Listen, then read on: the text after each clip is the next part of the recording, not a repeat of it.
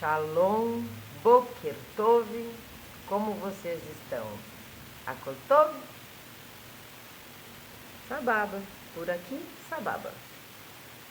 Então, hoje nós vamos continuar o Talmud, lembrando que nós não estamos estudando os tratados do Talmud, nós estamos estudando o Talmud essencial, o manual de como lermos o Talmud, porque o Talmud são muitos tratados. Nós estamos na segunda parte da estrutura e conteúdo. Já sabemos como é uma página, já sabemos as épocas, mais ou menos, que as coisas foram acontecendo, mais ou menos não sabemos já as datas, né? Já sabemos do Talmud a sua redação final, embora saibamos também que não tem fim, né? Vamos lá. Então, a gente viu o capítulo 13, a gente viu o capítulo 14, a gente viu o layout, todas essas cositas. Agora, nós vamos entrar numa parte que eu gosto muito, que é das preces e bênçãos. Nós não vamos fazer as preces e bênçãos aqui. Nós vamos explicar como é que se formaram as preces e as bênçãos, né? Como é que eram na época do primeiro templo, do segundo templo, o que aconteceu, tá? Vamos tentar dar uma entendida e uma explicada. É bem leitura, não tenho muito pitaco para dar aqui, eu dou pitaco mais lá na ética do Sinai ou outras coisas. Mas dá para a gente mais ou menos compreender e tentar voltar, né, a nossa imaginação para a época, tá? De como é que as coisas aconteciam. Então vamos começar lendo. Esse é o capítulo 16 da segunda parte do Talmud Essencial, do Rabino Adin Staunsalt. E vamos lá. Na era do primeiro templo, a prece era inteiramente espontânea. Quando um homem sentia necessidade de rogar a Deus ou dar-lhe graças, rezava com suas próprias palavras e em seu próprio lugar. E em tempos conturbados, onde particular aflição, ia ao templo para ali fazer suas preces.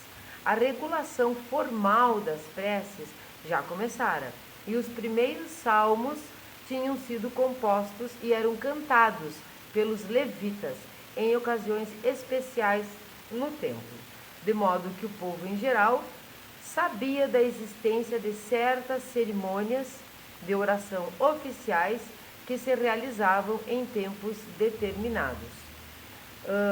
Aqui quando a gente fala na era do primeiro templo, nós estamos falando mais ou menos 1015, 1020 anos antes da Era Comum. Isso significa uns 480 e poucos anos após a saída de Mitzrayim, tá? Após a saída do Egito, tá?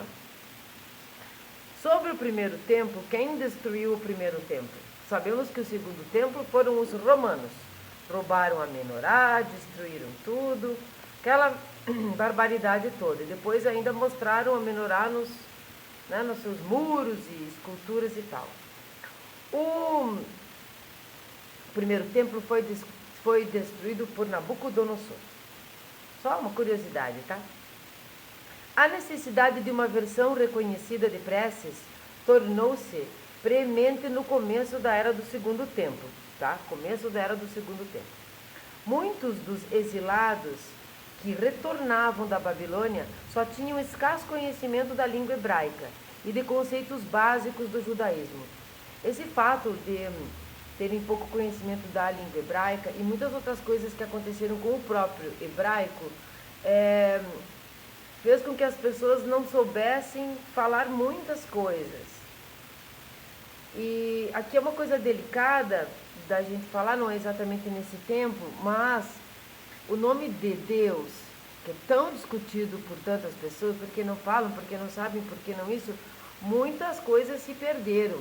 E somente o sumo sacerdote falava isso no sagrado, né? Dentro do templo, no Santo dos Santos. Então, era ele quem proferia a palavra. Com o advento dos maçoretas no futuro, que colocaram os pontinhos, os símbolos nas letras, houve muita confusão e ela existe até hoje. Eu acho que sempre vai ter confusão em pessoas que não são, ou que não são judeus, ou que não estudam isso, que não sabem de alguns pormenores, chamar de várias coisas, né, o tetragrama. E até mesmo o símbolo maçorético dá essa margem, tá? Onde você pode ter um símbolo que signifique um A, embaixo de um rei, né? Vamos dizer mais ou menos assim. Ou um símbolo que signifique um O, porque não haviam vogais. Então, a própria língua hebraica, muito perdida nessa época, misturada, tá? Então, como a língua era... Eu vou ler essa parte aqui de novo. É o conhecimento da língua hebraica de conceitos básicos. Quando queriam rezar, faltava-lhes tanto a língua como o conteúdo, tá? A grande assembleia decidiu, portanto, compor uma prece padronizada que refletisse os desejos e aspirações de todo o povo, tá? Foi a grande assembleia que fez isso. Ela compunha-se de 18 bênçãos. Ainda é assim, tá? Cada qual tratando sucintamente de um tema. Essa oração, da qual a maior parte sobreviveu até o presente, ainda constitui a base do serviço na sinagoga. Consiste de 3 bênçãos de abertura, 3 bênçãos de encerramento e 12 intermediárias que contêm vários pedidos e súplicas. Na era mishnaica, tá? Lá na Mishnah, as primeiras 3 bênçãos eram denominadas avot, né? Dos pais, em louvor à fé dos pais.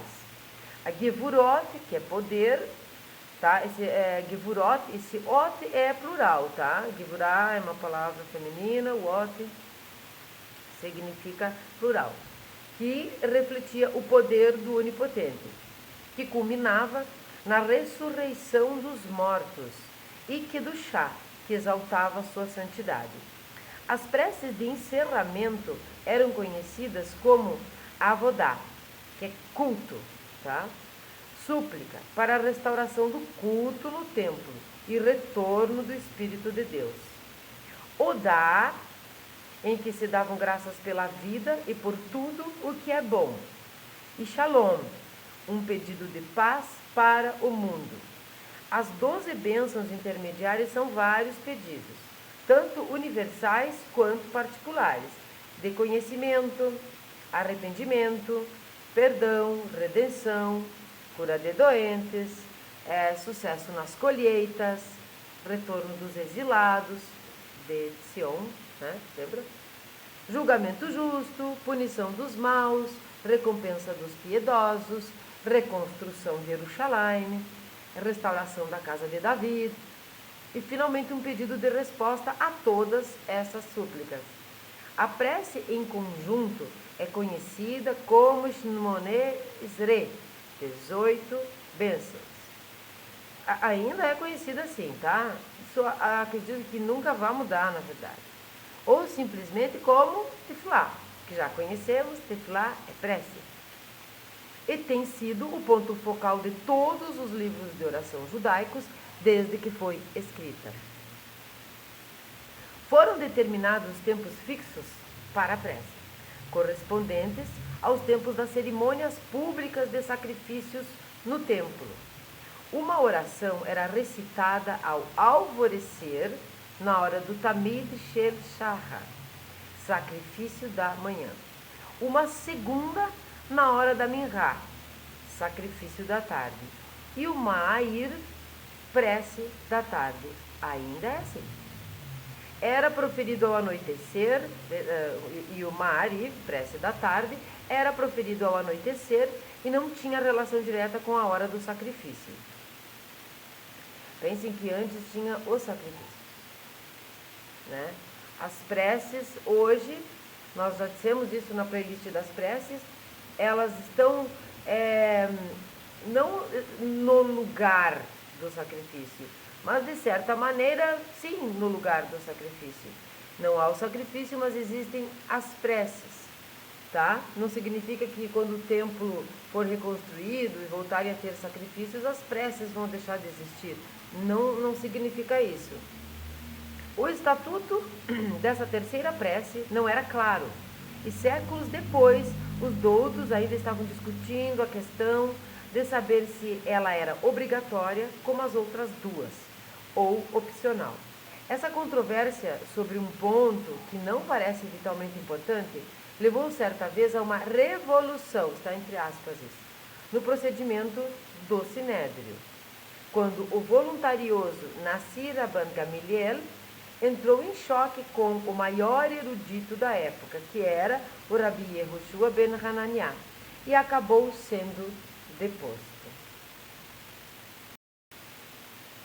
Depois que o texto e hora das preces foram permanentemente fixados, chegou a vez de outra importante instituição, a sinagoga, né? Então agora vamos ter uma sinagoga, porque a sinagoga foi um pouco mais do que unicamente um lugar das preces. Lembram que no começo do nosso estudo, nós falamos que também eram reuniões da comunidade e também um lugar de estudo. Então, eles tiveram que parar para pensar sobre isso, porque o templo não era um lugar para estudo, era um lugar de devoção unicamente, né? E sacrifícios. Dado que a oração se baseava nas necessidades da comunidade como um todo, decidiu-se que os serviços deveriam ser realizados em público. A padronização do serviço de preces não afetou, entretanto, as súplicas privadas que cada indivíduo dirigia a Deus, com seu estilo próprio e de acordo com suas próprias necessidades. Que eu vou dar um adendo. Por exemplo, as bênçãos, que eu acho muito pertinente, as bênçãos alimentares. Quando você, vamos dizer, alguém pense assim, mas eu sempre agradeço a Deus, eu agradeço que vou comer, eu agradeço depois que comi, eu agradeço que tenho alimento, agradeço do meu próprio coração. E ele escuta. Sim, ele escuta, né? Ele não tem ouvidos, mas ele escuta. Escuta tudo, atende tudo, tá tudo certo. Mas quando diz respeito a uma tradição, e nesse momento, como Bnei Noach, e principalmente, obviamente, como judeus, a bênção que for da tradição judaica, que for utilizar o nome de Deus, ela precisa ser exatamente como foi estipulada. Então, se você for dizer, muito obrigada a Deus por isso, tudo bem. Mas se você for proferir o nome de Deus, tá? Adokai. Agora eu posso falar aqui para explicar falando sempre Hashem. Você vai dizer a bênção como ela foi estipulada. Faz parte da tradição, tá? A questão de quantas pessoas constituem um público, tá? Porque o que é um público? Porque vamos ter que fazer isso em público. Essas preces, todo o ritual na sinagoga. Que público é esse? Que quórum é esse? Então, a questão de quantas pessoas constituem público é antiga. E a resposta também é tão velha que não sabemos exatamente quando foi dada pela primeira vez, ou se foi aceita como parte da tradição básica da lei oral, tão antiga que é. Seja como for, determinou-se que 10 homens, ainda é assim, fazem uma congregação para fins de culto público. Daí o termo minyan, que é quórum, né? Que significa o mínimo de adultos do sexo masculino que podem realizar um serviço de orações público. Vou dar mais um adendo aqui, que é o seguinte. Algumas cidades, por exemplo aqui no Brasil, algumas pessoas têm muita vontade de fazer a conversão para o judaísmo. O que eu não vejo fundamento, eu não vejo que haja essa necessidade se você segue o judaísmo, se você segue as 7 leis de Noah e suas ramificações e tudo mais. Se a tua intenção é boa, é idônea, você não precisa se converter. Eu nem penso que esse seja um desejo do povo judeu, porque o judaísmo não é proselitista. Então, quando você pensa numa conversão, tudo deve ser analisado, inclusive e até mesmo, principalmente, se você tem uma sinagoga na cidade. Não, mas eu vou construir uma sinagoga com os amigos. Existe o quórum mínimo de 10, né? E se você for parar para pensar que é uma mitzvah, toda mitzvah deve ser cumprida. Se você se converte ao judaísmo, você tem uma obrigação maior, né? Você tem a obrigação de cumprir determinadas mitzvah, que não é uma obrigação do Bnei Noach. Aí você não tem a sinagoga, não tem as pessoas, você não vai cumprir essa mitzvah por inteiro. Então, não há que fazer conversão, você teria que ir embora para um lugar onde tem isso, porque você não vai cumprir a mitzvah. Então, se você é um convertido, hoje você é então um judeu, você tem as mesmas obrigações do judeu que nasceu judeu, não é? A sinagoga, portanto, era o lugar onde a congregação se reunia em aldeias, cidades ou subúrbios para rezar.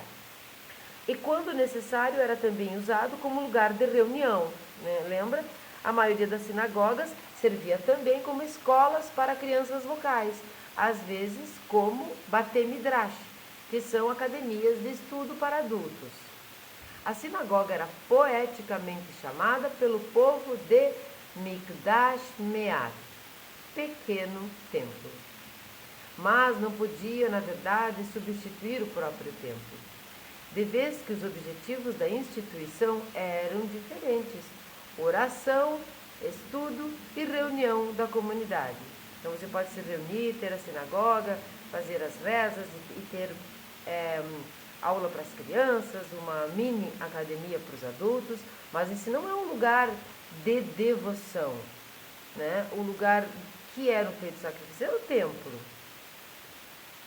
Na própria Jerusalém existiam muitas sinagogas, enquanto o templo ainda estava de pé. Então veja, enquanto o templo ainda existia, né, já tinham sinagogas. E lá era feito o que a gente acabou de falar, as reuniões, preces também, todo aquele trabalho, mas as reuniões e também estudo, tá? É assim ainda. Algumas serviam a certas áreas da cidade ou a pessoas de origem específica, tais como as sinagogas, que serviam aos judeus que no curso dos anos tinham retornado da Babilônia e que mantinham contato entre si, sabe? Uma turma mais chegada, né? Entre eles. Havia igualmente sinagogas cujas congregações se compunham de pessoas da mesma ocupação ou profissão. Também, então, se reuniam lá os médicos, só médicos, se reuniam só não é agrônomos, não sei como é que chamaria na época. Enfim. Um dos sábios escreveu sobre a relação entre a sinagoga e o templo. Aspas. Nas primeiras horas da manhã, as pessoas iriam ao templo para assistir ao sacrifício matinal. Dali, iriam à sinagoga para o serviço de prece da manhã e, a seguir, retornariam ao templo para o sacrifício adicional em dias santos e no Shabat, e depois de volta à sinagoga para fazer a reza de Mussaf. Assim, o templo era o lugar de ritual e sacrifício, onde o indivíduo podia isolar-se num canto e fazer, sempre que sentia necessidade, sua súplica particular. A sinagoga, por sua vez, era o local de prece comunitária, onde o indivíduo era mais participante que espectador. Podemos ver no muro, né, no muro das lamentações, as pessoas fazendo as suas preces, os seus pedidos, os seus agradecimentos, coletivamente estão lá, mas individualmente na intenção. Veja que isso é parecido com o templo, até porque é o muro que sobrou do templo. Então, o judeu vai lá, as pessoas, enfim, que estão em Jerusalém, vão lá, fazem sua reza, fazem a sua prece de forma individual. Desde o início, Os laços entre a sinagoga e o templo foram enfatizados e todas as sinagogas eram construídas voltadas para Jerusalém, tá? Enquanto as erguidas em Jerusalém se voltavam para o próprio templo, que ainda existia. Em gerações posteriores, durante e depois da era talmúdica, a arquitetura das sinagogas emulou a estrutura do templo. A arca sagrada, correspondente ao Santo dos Santos no templo, ficava situada na extremidade oposta à entrada. A Torá era lida na área central que correspondia ao grande altar do templo. Então eles fizeram, e ainda é assim, fizeram uma réplica da disposição de como era no templo, né? Então a arca sagrada ao final, bem longe da entrada, onde ficaria aquele lugar reservado para o sumo sacerdote, o Santo dos Santos. E a Torá lida no meio como o altar do templo, no templo. E é assim ainda. Tem um vídeo maravilhoso do Rabino Roni, onde ele mostra a sinagoga toda, por uma sinagoga muito bonita, porque isso não tem importância nenhuma, mas muito bonita, com um lugar em cima, onde ficam as mulheres, na parte de baixo.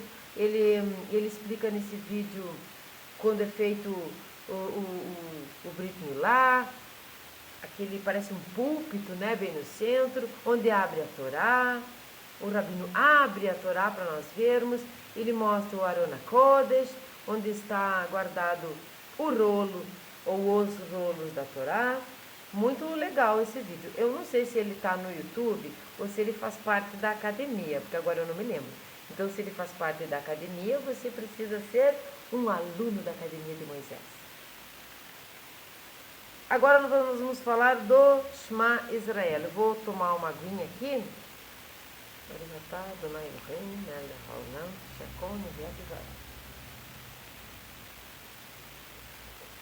Eu fiz umas anotações aqui, e daí lembrei que palavra que nós podemos aprender hoje. Eu fiz umas anotações, eu não faço anotações. Eu leio, vou na intuição e vou indo, tá? Mas eu fiz umas anotações no meu caderno e pensei, Mar Beret. Vamos aprender hoje que caderno é Mar Beret. Muitas palavras não existiam, né? Quando o hebraico nasceu. Quando Deus fez o mundo através do alfabeto hebraico, não existiam coisas, não é? Caderno não existia. Então, você pode saber agora que é Mar Beret. Assim como uma vez eu mostrei ali que tem um papelzinho escrito no computador, está escrito Marchev. Marchev não tinha computador, não tinha essa palavra. Agora tem. O hebraico moderno. Então, nós vamos falar do Mar Beret. Agora, Shema Israel. Que coisa mais maravilhosa. Está aqui uma oração que também nós falamos lá, eu acho que falei, sim, tem que ter falado, porque eu falei das preces e das bênçãos da manhã.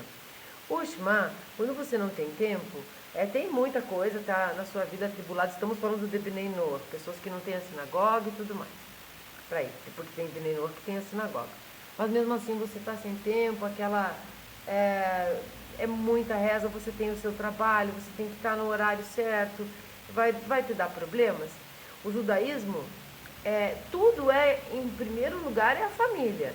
Então vamos dizer assim que você tem, agora eu vou dar um adendo meio comprido. Vamos dizer assim que você tenha na sua família, você hoje é um Bnei Noach, tá? Um Ben Noach, um filho de Noé.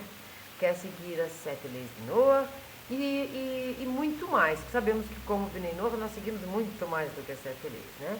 Nós somos quase um judeu. É que nem uma mulher meio grávida.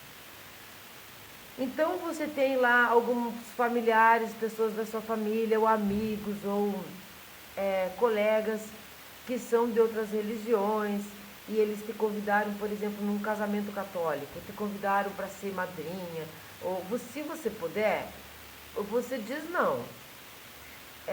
Mas se te convidarem e você puder ir assistir, se isso contribuir para uma desavença familiar, a família vem em primeiro lugar. Então você vai ao casamento na igreja católica, você vai lá, vai todo aquele simbolismo que existe na igreja católica, você não participa das coisas que ali acontecem, mas você não deixa de ir, tá? Porque antes de sermos judeus, Pinenoa, católicos, evangélicos, umbandistas, nós somos filhos de Deus e nós somos irmãos entre nós, que precisamos nos respeitar e precisamos da Shalom Bay, paz no lar, que ela não pode ter desavenças, tá? Voltando ao assunto do Shema, é o seguinte. Então eu não tenho tempo, todo aquele tempo ali está muito apertado para mim. O Shema, pela manhã, antes de sair de casa, o Shema, à tarde, o Shema, à noite, é muito bem-vindo. Então não pude fazer nada, mas o Shema você pode fazer, né? Shema Israel. No período do segundo templo, o serviço regular de oração era acrescido da recitação da prece Shema Israel. Ouve, ó Israel. O Eterno é nosso Deus, o Eterno é um. Essa prece evoca a obrigação geral de estudar e memorizar ensinamentos da Torá em todas as ocasiões. Obrigação na medida em que o permitirem as circunstâncias e o tempo. Para dar a esse preceito forma fixa, foram selecionados da Torá 2 excertos que elucidam os principais básicos da fé judaica, os princípios da fé judaica, e exortam os judeus a tê-los de cor. Eu peguei aqui o Deuteronômio, nós fazemos isso sempre nas preces. Então é Devarim, tá? Devarim, que é o Deuteronômio, é o capítulo 6, do 4 ao 9. Você pega lá, pegaram a Bíblia, né? Eu já disse, toda vez que começar a assistir um vídeo tem que pegar. Então vai estar escrito, vou ler em português. Escuta, Israel, o Eterno é nosso Deus, o Eterno é um. Como aqui está dizendo que você tem que saber, olha, do 4 ao 9, isso continua. E amarás ao Eterno teu Deus com todo o teu coração, com toda a tua alma e com todas as tuas posses. E estarão essas palavras que eu te ordeno hoje no teu coração, e as inculcarás a teus filhos, e delas falarás sentado em tua casa e andando pelo teu caminho, ao deitar-te e ao levantar-te, e as atarás como sinal na tua mão, e serão por filactérios, tá? Tefilim, entre os teus olhos, e as escreverás nos umbrais, que é a mezuzá, de tua casa, e nas tuas portas. Nós fazemos isso na prece da manhã, na prece da tarde, mas aí nós vamos adiante, nós vamos no 11, capítulo 11, o que eu estou vendo aqui? Capítulo 11, do 13 ao 21. Nós vamos ler também. Capítulo 13, eu não procuro as coisas antes. Não procuro as coisas antes, aí é isso que dá, né? Do 13 ao 20, capítulo 11.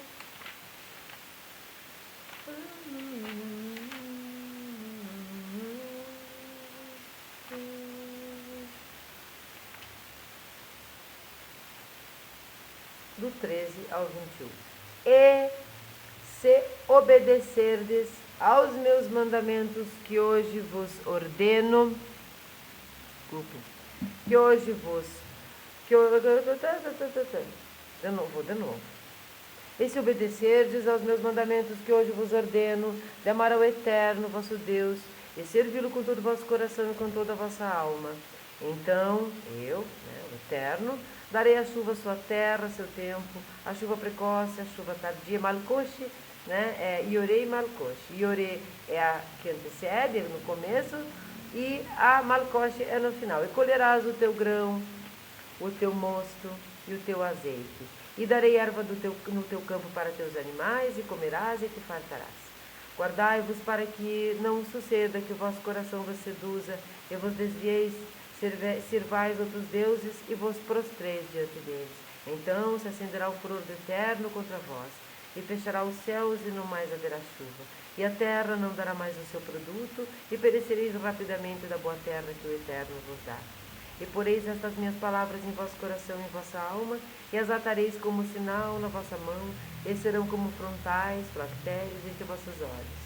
E ensinarás, e ensiná-las-ei a vossos filhos, falando delas, quando estiveres sentados em vossa casa e quando andares pelo caminho, e ao vos deitares e ao vos levantares.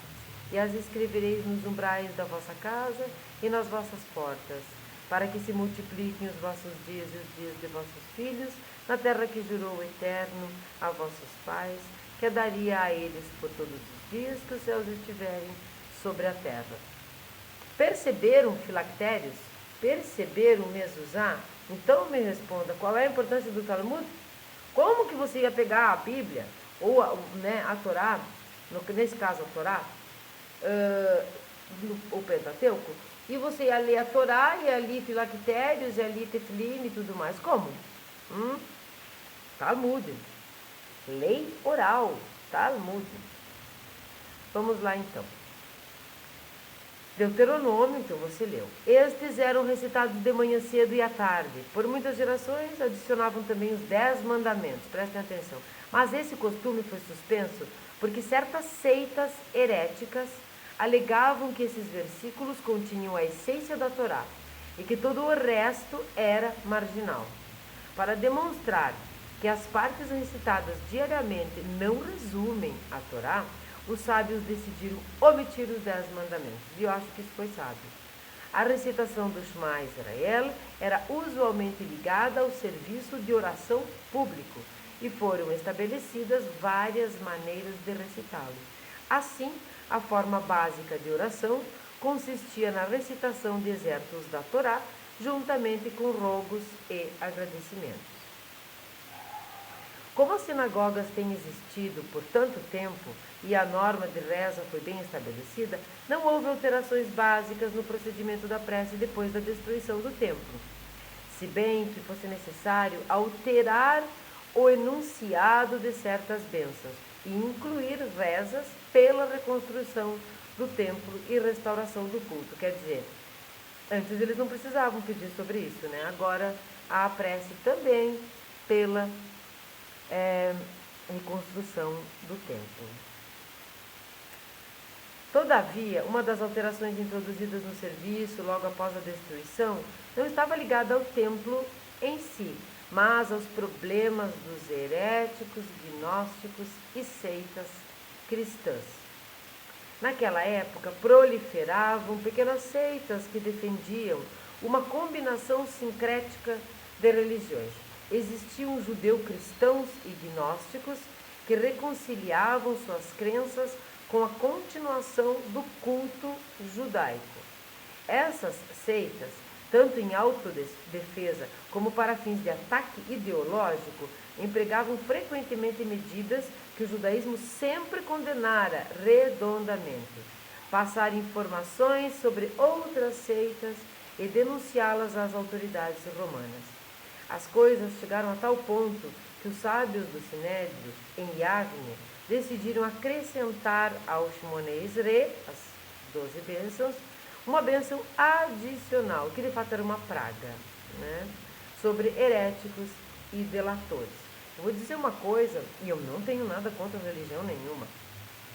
Contra não tenho, mas também algumas eu não me agrada, nada me incomoda, eu acho que isso é mundano da minha parte, mas eu não gosto quando falo assim, a Bíblia judaico-cristã.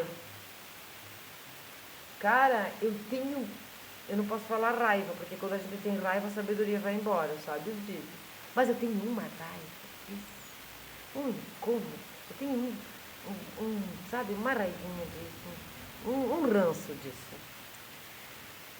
A busca de um autor adequado para essa bênção praga, essa praga que fizeram, levou-os ao erudito conhecido como Shemuel o Pequeno, célebre por sua grande humildade e mais ainda por sua atitude tolerante em relação aos inimigos.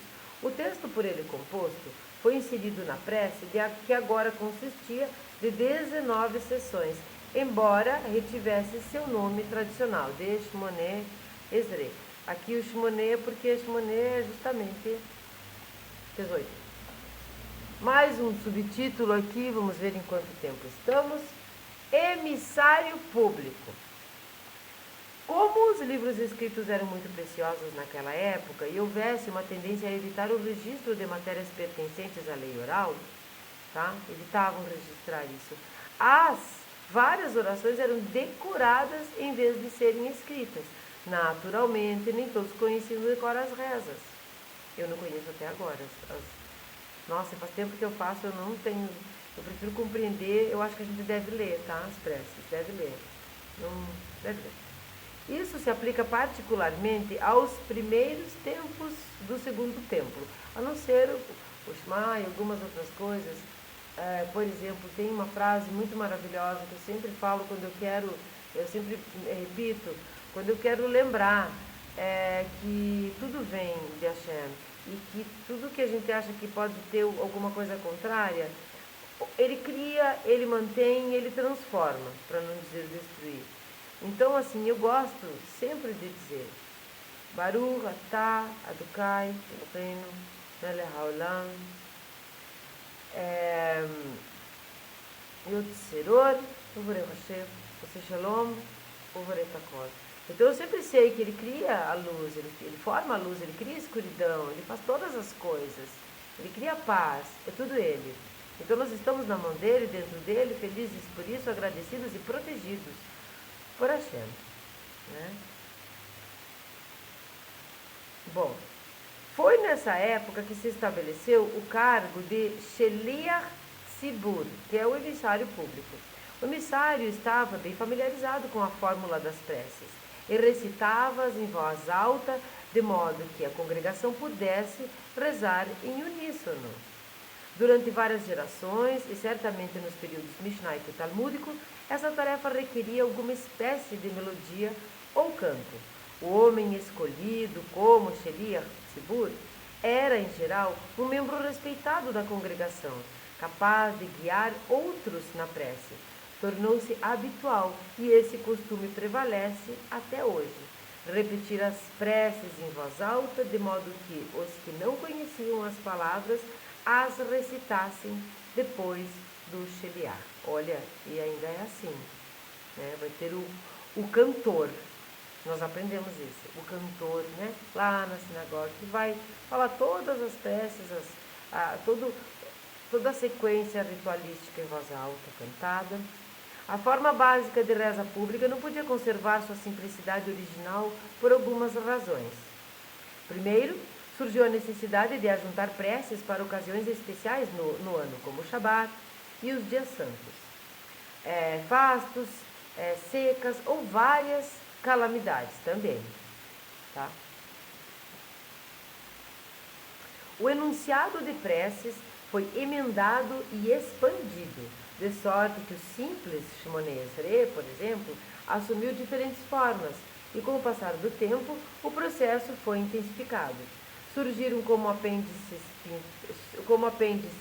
pintim, poemas litúrgicos e súplicas, dos quais alguns sobreviveram, e outros, inclusive milhares de piutim, só foram revelantes para seu tempo e lugar, e deles se conservaram apenas restos e compilações, ou manuscritos. Em cada época surgiram também certas questões práticas, hora e lugar, palavras exatas, emendas e encurtamento. Esses questionamentos foram estudados pelos sábios mishnaicos, que emitiram opiniões variadas, pelo fato de, em várias comunidades, terem evoluído costumes diferentes. Lembra? Tudo muito dinâmico. Então, essa parte prática, né, nós estamos falando aqui da parte da Mishnah, da época. Essas partes práticas que o Talmud vem depois e junta tudo e faz com que o judeu e nós, hoje, Benenu, possamos cumprir de acordo, Isso tinha também as comunidades, uma era diferente da outra, alguns costumes. Isso sempre vai existir onde tiver seres humanos reunidos, né? Bom, os sábios foram forçados a introduzir uniformidade e estabelecer regras claras. Então, algumas coisas, por exemplo, o básico é esse. Isso. A sua comunidade tem esse costume, aquele costume. Existem algumas coisas que são diretrizes para a reza e para o andamento de todo o trabalho na sinagoga tem que ser igual. Além das rezas breves e longas de cada dia, havia também diversas bênçãos, as brahot. A Torá já aludira à obrigação de louvar e agradecer a Deus pelo alimento. E esse conceito foi expandido no Talmud na seguinte forma. Olha que bonito. O mundo inteiro pertence a Deus e o homem não tem direito de desfrutá-lo sem pedir sua permissão. Quando nós formos fazer as bênçãos, que eu não vejo a hora, nós vamos reler isso e vamos ler também 2 salmos que dizem respeito a nós compreendermos que precisamos merecer, pedir licença, agradecer, enfim, e abençoar algo que não nos pertence, até que nós o abençoemos. As várias bênçãos, principalmente as Birhot Hanehenin, recitadas pelos que fruem certo prazer, são, na verdade, pedidos de tal licença. O Talmud também declara, mais enfaticamente, que o que desfruta as bênçãos deste mundo, sem dar graças, viola a santidade. Também quero falar nas bênçãos disso, mas já vou aproveitar para dizer aqui. Você chega na casa de uma pessoa, de qualquer pessoa. E isso serve para mãe e pai também, que não é para ficar mexendo na coisa das casas dos outros. Mas você chega na casa de uma pessoa e sai abrindo a geladeira. Você chega na casa de uma pessoa, vai enfiando a mão nas coisas e pegando as comidas. E quando você vai na casa de alguém visitar e a pessoa te oferece algo, né? Te oferece algo. Geralmente nós agradecemos, não agradecemos? Ah, muito obrigada, eu aceito. Então, e é tão simples, né, esse agradecimento. Então, imagina quando nós pegamos coisas que não produzimos e que se produzimos, como uma plantação, sei lá, eu fiz um bolo, alguma coisa assim, tudo veio através de Deus, tudo pertence a Deus e a gente não pede licença. Não abençoa, não pede licença. É como assim, aí você se arruma todo bonitinho, todo lindo, maravilhoso para ir numa boate, festear e ficar reverenciando os Jason. Mas aí você não se veste bem, com uma roupa limpa, com um cheiro bom quando você vai ler, quando você vai estudar a Torá. Sabe que no estudo da Torá, nós devemos sempre fazer a lavação das mãos, né? Antes de pegar a Torá. Então, o Talmud também declara, que já foi, essas múltiplas bendições foram compostas para serem recitadas antes de se partilhar vários prazeres, especialmente os da comida e bebida. Sábios mishnaicos e talmúdicos empenharam-se em esclarecer o enunciado das brahot, compuseram novas para cada tipo de alimento e buscaram regras para definir a hierarquia das bênçãos, das mais gerais às mais específicas. Bem, desculpa, nós, agora depois de ler essa parte aqui com bênçãos, eu nem terminei, eu sou obrigada a começar os vídeos das bênçãos, não é possível, e vou fazer isso. Por que eu não fiz até agora? Pelo seguinte, vou tomar uma aguinha aqui, tá? Não vou dar pausa. Eu aprendi as bênçãos com o Rabino, há muito tempo atrás, e ele as explicava lendo. Eu vou ler, tá? Ele é Rabino, sabe falar decorado, mas ele lia.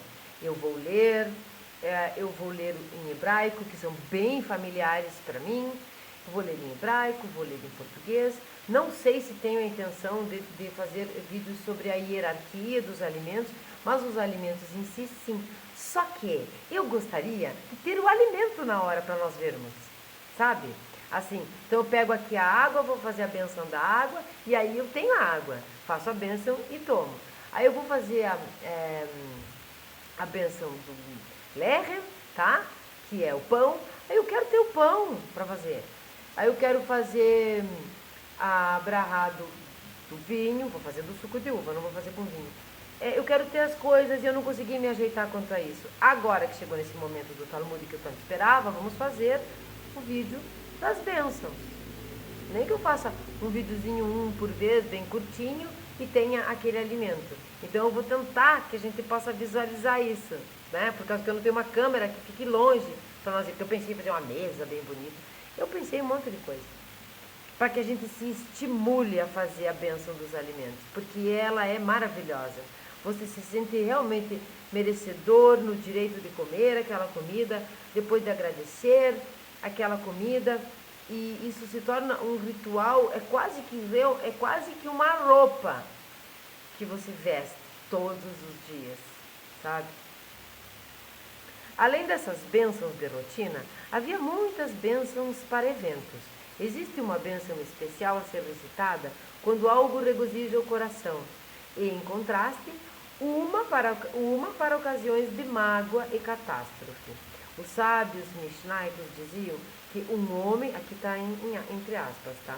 Um homem deve recitar uma bênção pelo mal ou pelo bem. E deveria procurar aceitar com alegria tudo o que lhe ocorresse. Por quê? Todas as coisas boas vêm de Deus e nós agradecemos. Então, quando algo não é muito bom, nós não agradecemos? Então não vem de Deus? Então existem duas forças, dois deuses? Não, existe um só, né? Deus, Ra. Então, agradeçamos também as coisas ruins, porque Ele, por certo, sabe o que faz. Essa obrigação de abençoar as ocorrências nefastas não é meramente uma minúcia, sem relevo dentro de um preceito geral, mas reflete uma visão da vida, onde outras fés acreditavam em dualismo, ou em duas divindades, uma que criava apenas o bem e outra que gerava o mal. O judaísmo sempre creu em uma entidade que abrangia tudo. Esse ponto de vista também encontrou expressão na prece diária e nas bênçãos proferidas no ensejo de catástrofe, recordando as palavras de Isaías, que também eram citadas no serviço de orações. O que eu falei antes? Eu formo a luz e crio trevas. Faço paz e crio o mal. Eu, o Eterno, que faço todas essas coisas. Baruch atah Adonai Eloheinu melech... eu falei Adonai. Baruch atah Adonai Eloheinu melech haolam yotzeror uvorechasher aseh shalom uvoretakol. Me perdoem. Meti o nome errado aqui. Por quê?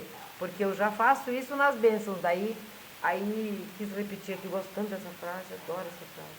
Assim sendo, há uma bênção a ser pronunciada ao se visitar pela primeira vez o oceano, por exemplo.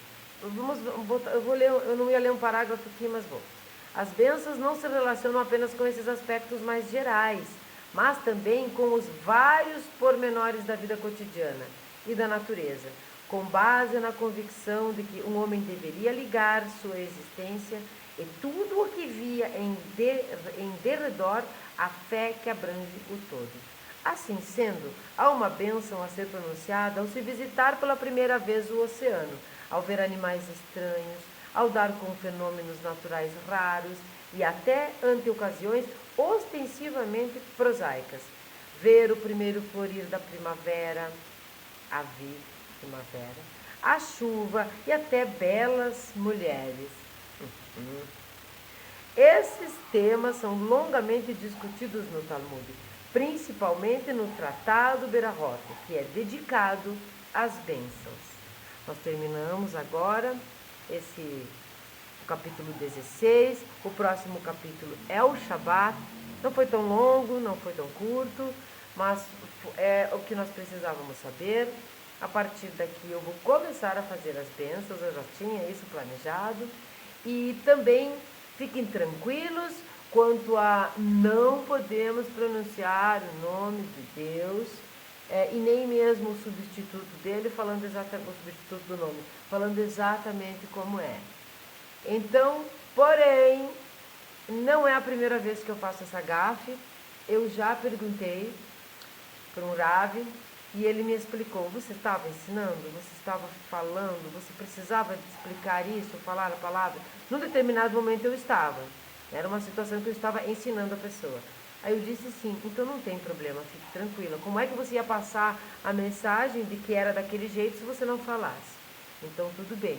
Mas nesse momento hoje, por exemplo, eu não estava ensinando como é que se fala a palavra. Eu recitei a palavra. Agora, já se inscreveram? Já curtiram? Já comentaram? Já compartilharam? Compartilharam ainda não, né? Então, vamos fazer tudo isso. Vocês me ajudam. E eu estou tentando ser importante, tentando ser útil, né? Porque tudo que é útil importa para vocês. Porque realmente eu estou amando fazer. Então, agora nós vamos ler o Salmo do dia 26. 26 de Neshvan, 5.784. 10 de novembro de 2023. Tenha um ótimo dia, tenha uma ótima manhã. Eu sempre gravo de manhã, geralmente. Nós vamos hoje Mahberet, vamos aprender o Mahberet, que é caderno. Eu vou fazer um short escrevendo como é a palavra. Talvez eu faça um salmo hoje ainda, mas eu não sei se vocês não sabem. Nós não cumprimos o Shabat por completo, mas no Shabat eu não gravo, tá? Então um beijo para vocês. Vamos para o Salmo 26, de Davi. Faz-me justiça, ó Eterno, pois sem mácula caminhei pela vida afora, e não vacilei minha confiança no Eterno. Submete-me a provas, experimenta meu coração e minha mente. Ante meus olhos está a imagem de teu constante amor, e por ele determinei meu caminho. Não me associei com malévolos e não me uni a hipócritas. Abomino a companhia de perversos e entre os ímpios não me sentarei. Em pureza lavo minhas mãos e circundo teu altar, ó Eterno, para erguer minha voz em louvores e proclamar teus maravilhosos feitos. Ó Eterno, amo o templo de tua morada, o lugar onde habita a tua glória. Não julgue minha alma com a dos pecadores, nem minha vida com a dos sanguinários, cujas mãos estão carregadas de abominações e suborno. Eu, em minha pureza, caminharei sem mácula. Redime e me concede tua graça. Pelos caminhos retos marcharei, e perante todos bendirei o Eterno. Podem dizer amém. Shalom.